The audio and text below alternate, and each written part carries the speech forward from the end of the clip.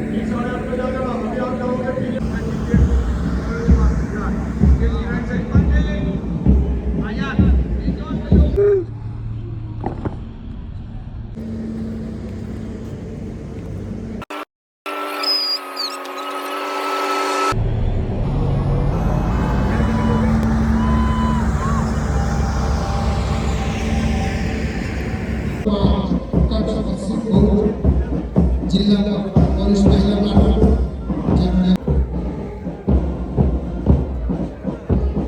પ્લાટો number 6 SRP group 55 પુરુષ પ્લાટો, પ્લાટો number 7 Kutch પૂર્વ district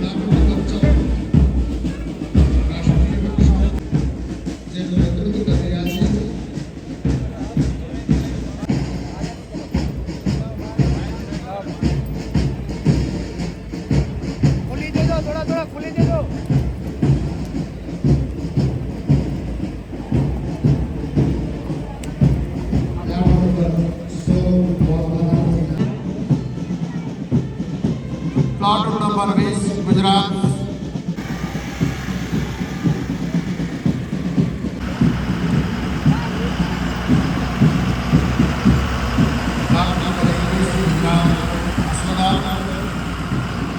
कायदो और व्यवस्था में जेनी महत्वनी भूमिका है एवं आ गुजरात गौरववंतु अश्वदल जेनी नेतृत्व कर रहा है।